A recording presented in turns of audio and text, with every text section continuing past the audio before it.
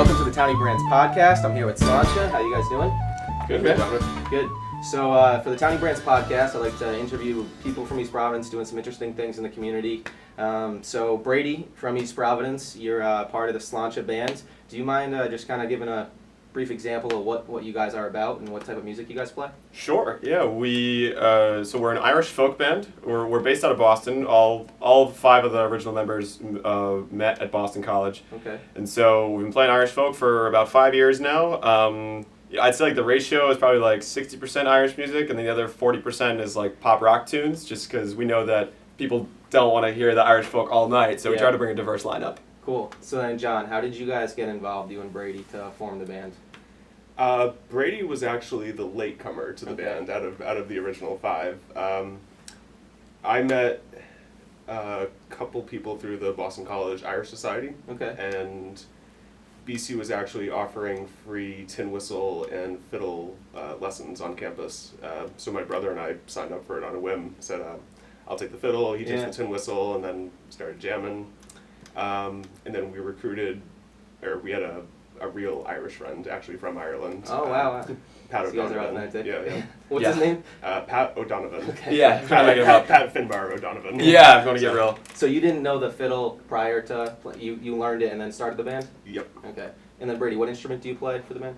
I play the guitar, the acoustic guitar, and I sing. And I've been playing the acoustic guitar since I was maybe 9 years old. 9 years so old. I've been playing it for a long time. And you play a couple other instruments within the band, Jon? Or? I stick to fiddle for the most part. I mess around with the mandolin, banjo, and the bouzouki a little bit on the side. But on stage, it's all fiddle. Awesome. So what's an example of an Irish folk song that you guys would play? Good Irish folk song. I know when I've gone to a couple of the concerts, and I know a lot of people, because you're playing at mostly Irish bars or something. Yeah. And the people know the songs. I don't know the songs. People are chanting. I mean, it's like you really have to participate if you're going to go to one of your gigs. You know? Sure. Yeah. I think that's probably something that I probably love most about what we do, and why I think people seem to like us, is because it's a participatory, experience. There's like a relationship between you and the crowd. Mm-hmm. One good song example I'd say would be Wild Rover. I feel like every Irish person knows that song. That's really like the Irish folk song. It's the one that everyone knows. Yeah. And there's a great crowd part to it. There's some people know the words. There's like some claps that go along with it at a certain time. So people actually do the claps pretty well, frankly. Yeah. So. And I'm Irish too, so I feel bad that I don't actually know these songs because everybody participates in it. You're a quarter Irish, right? Yeah, exactly. O Leonardo? Yeah, exactly. Yes. That's what I'll do. Or Mick Leonardo. Yeah. So what are some of the venues you play in? I know you play in Providence and Boston. What are some of the cooler pubs or venues you guys have performed in? In Boston, I think kind of the most unique one we do right now is a Boston Harbor cruise. Okay. They call it the Celtic Cruise. It's a 90-minute harbor tour with an Irish band on board. Wow. So it's called Classic Harbor Line Boston, and we run these twice a month. And it's a lot of fun. It's a unique venue to play, and the crowd seems to really enjoy it because it's pretty unique. Yeah, that's awesome. And now, Brady, you're also down in New York now, so you guys kind of have playing in 2 areas right now, right? Right. So I recently moved to New York. So very recently, Slahn-chuh became a twofold operation. We have Slahn-chuh North, which is Boston and Providence under Jon, and I'm part of Slahn-chuh South in New York City. So. Jon handles gigs in Providence, like McBride's Pub on the east side, or he'll handle other Boston gigs like Green Dragon Tavern and Faneuil Hall. And now, I'm starting to break into the New York City scene, so we have a once a week at an Irish pub in Midtown, and then we have a couple gigs lined up as well in Yonkers, which is a borough it's not a borough, but it's a city just north of New York that has a very big Irish immigrant section to it. Okay. So now, when you first started the band, right, how difficult is it finding gigs? I feel like a lot of people start bands, and it's difficult to kind of get stage time anywhere. And then you have a pretty niche type music. So was that easy, or was that to your advantage, or was it difficult to get gigs and to consistently be able to play your music? A little bit of both. It's hard to get off the ground, but once you get your first couple gigs and you start being able to show a bar, I play at these Irish bars, you must know what you're doing, we'll bring you in. And then from there, because it's kind of a niche, there aren't a ton of bands doing it. Okay. So there's, the venues that you're targeting. That's the easiest part. Yeah. I mean, I would say that actually because we're a niche, I mean, every Irish pub always needs background music. Okay. So we're busy. You know, we're not selling out the garden or anything. But I mean, Irish pubs always need that background music. So even though we're a niche act, we do, you know, our schedule seems to be, you know, more gigs than we usually know what to do with. So. Okay, cool. So now you guys work in addition to playing in the band, right? Yep. Yeah, we're working stuff just Yeah. like everyone else. This is our hobby. Yeah, this is our hobby. This isn't. We don't do it for the money. So. For now. Although, A guy can dream. yeah, no, you have to. So then, take me through a typical St. Patrick's Day weekend or something. What are you guys doing? Are you playing 24/7 there? Not far from that. I think this St. Patrick's Day, it's on a Saturday this year. Okay. Wow. So it's one of the good years. When we first started, I think it was on a Tuesday night or something, Right. so it's a little less raucous. But I think we're starting at 10 a.m. in downtown Boston, Okay. playing there till 6 p.m., and then going to a brewery to play another 2 or 3 hour show. Yeah. Yeah. and then we're back for 7 or 8 hours at that same pub the next day. Wow. So, And the whole week leading up to not Yeah, just figure- St. Patrick's Day weekend is great because Mhm. you're playing. Usually we're playing 2 gigs a day. Yeah. But then leading up the whole St. Patrick's week, you know, there's some little one-off shows maybe on like a Tuesday or Wednesday night, and we actually love these gigs. We play at nursing homes a lot. Okay. You have like these morning nursing home gigs, and it's those like old Irish people that know they know the words better Yeah. than some of the younger crowds do. So we honestly do like love playing for those shows as well. Oh, that's great. yeah, and they're easy. It's it's an hour on a Tuesday morning. And, Yeah, and, so- and then Yeah. you're done. You can go on to the next one. So how often are you guys playing? Or is it weekly, every weekend, or? Pretty much every weekend. We're sitting on Slahn-chuh North at least, where we're looking at anywhere from 6 to 8 gigs a month. Wow, So okay. a lot of weekends we'll be playing twice. Yeah. It's, mostly at different venues. Okay. And how long is your set usually? 3 hours is about normal. 3 hours. So 8 till 11 on a Friday night or something like And that. how many songs does 3 hours come out? 50 or 60 songs Wow. usually in one night. So how long did it take for you guys to build up that? I mean, you didn't didn't start with 50 or 60, right? Did you guys just kind of learn a couple of them and just keep growing?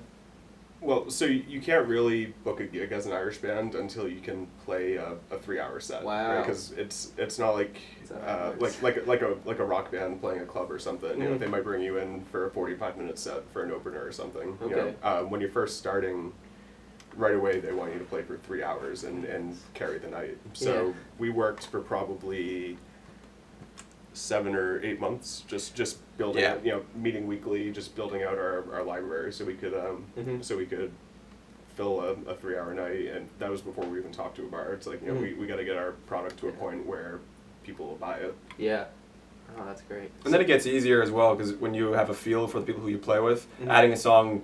When you first start a band, adding a song might take 2 weeks. When you to really get it right. Now that we've known each other for so long, adding a song takes a day. You know, if we really want to commit to one, it's usually pretty quick. Okay.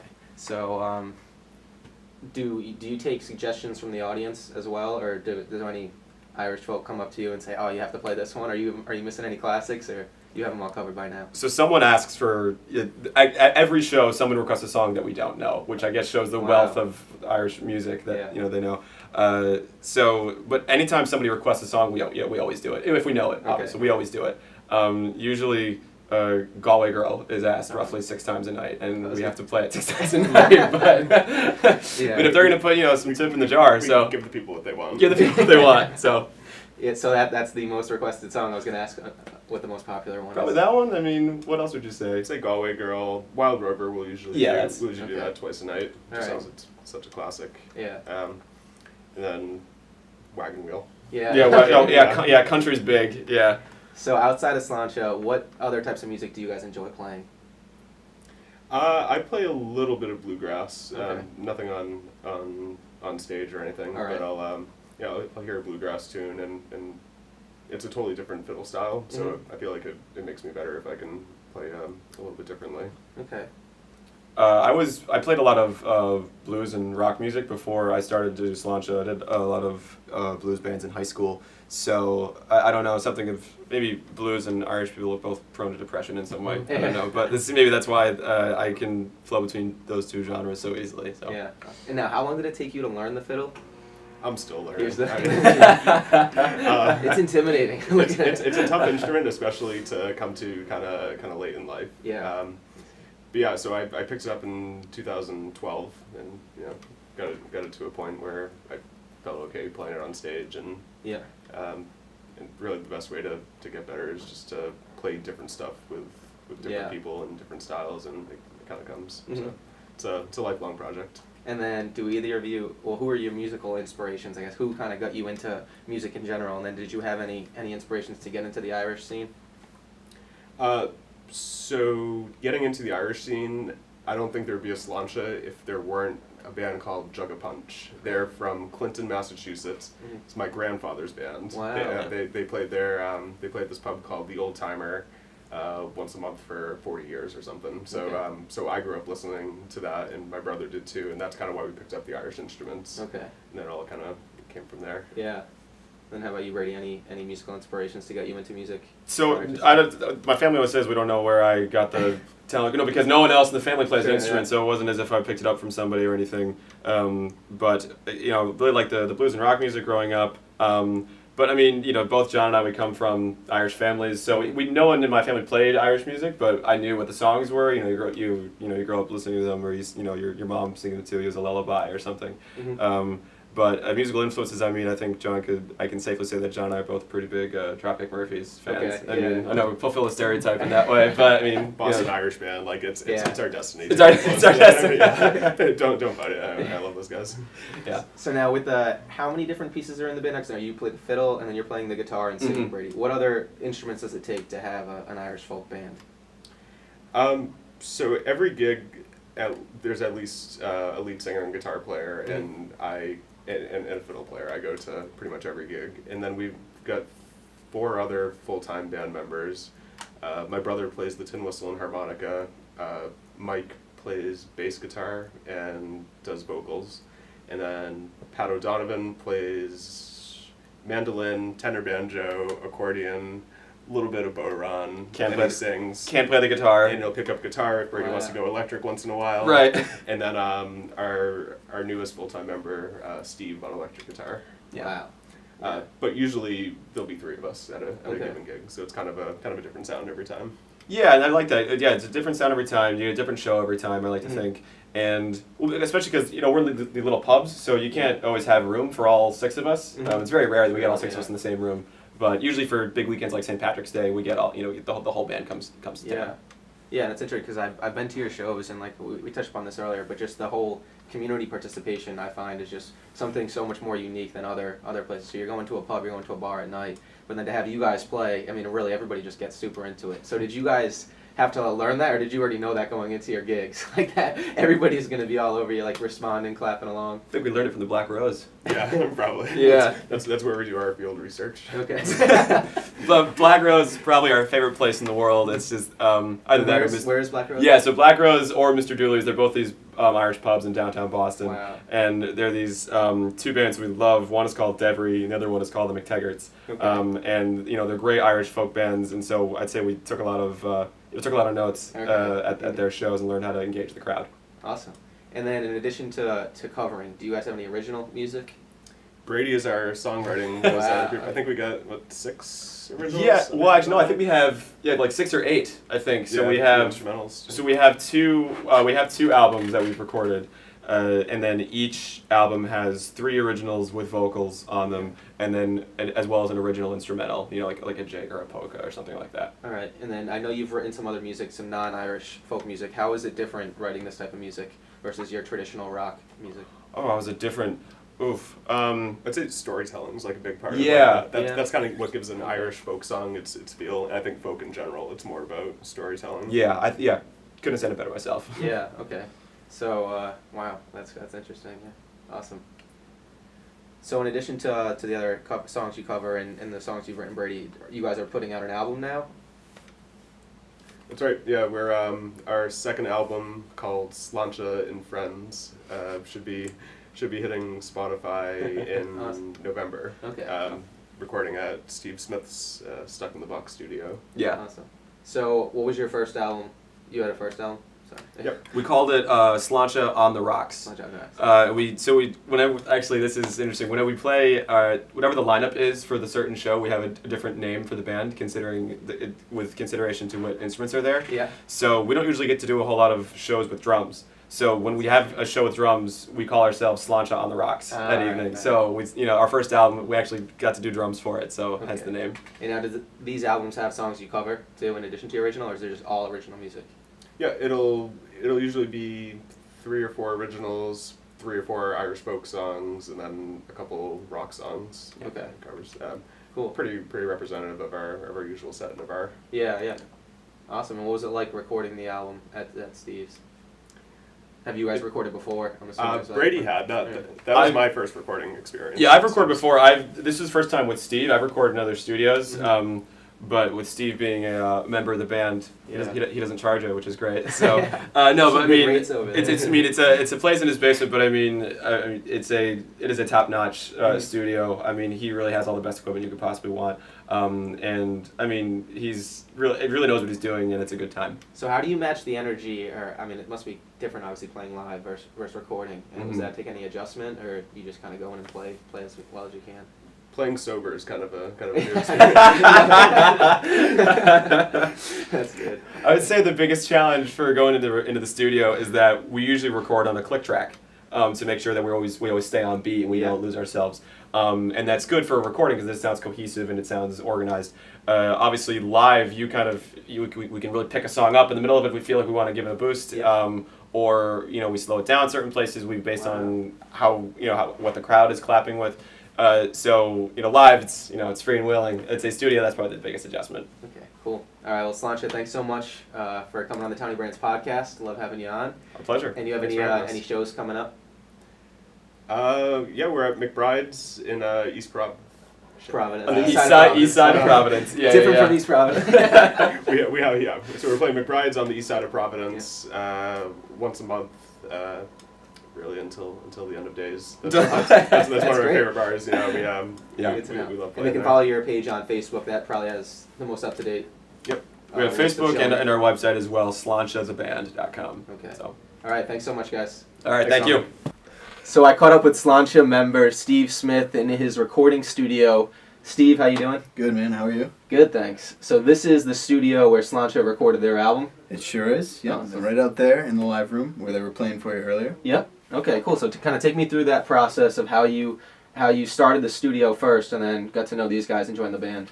Yeah, well, it was just me and a small little mixer and a computer, recording whatever I wanted to, and it got bigger and my interest in it got, a little bit more sophisticated, and it's been built slowly, but it's probably been about 5 years, and now we're here. Okay. And so I got hooked up with Slahn-chuh, and they asked me to record for them, and I was happy to do it. Mm-hmm. Yep. And how was it recording an Irish folk band? Was there any nuances, things you needed to change to the recording style? There's some tough instruments. Yeah. The fiddle, the whistle, they're tough to record because they're so bright. Mm-hmm. But they're good, and the guys are all fantastic to work with. Yeah. Yeah. They're a good group. Yeah. A lot of fun. So now they record out there, and then everything's mic'd up. Mm-hmm. Comes into here, and then what are you kind of doing in here? What's the mixing process like? In here's all the studio magic where I throw compression, EQ, reverb, make everything sound pretty and balanced like it should in a live show or a CD. That's what we're making here. So does each different instrument, would they ever play together, or do they each have their own individual track, I guess? So for the most part, because there's so many guys involved, scheduling is a difficult part. So we did it one at a time. All right. Brady started with all the acoustic tracks and the vocals. Okay. And then we got in each instrument as we could. So he'll play his guitar, that's one take, and then he'll sing over it, and then you just kind of keep adding different tracks that's it. together. We keep stacking it and built it, and they listen to what's been recorded, and that's how they play it. Awesome. And now is this something you studied outside of school? No, this has just been kind of a hobby. Awesome. Cool. All right. Any other projects going on in the studio that you're working on? Right now I'm wrapping up an album of my own, All right. Me, Myself, and I. Okay. And which instrument do you play for Slahn-chuh? The electric guitar. Okay. Electric guitar. Awesome. All right. Well, thanks so much, Steve. I appreciate you showing us the studio today. Yeah, sure thing, of course. Thanks.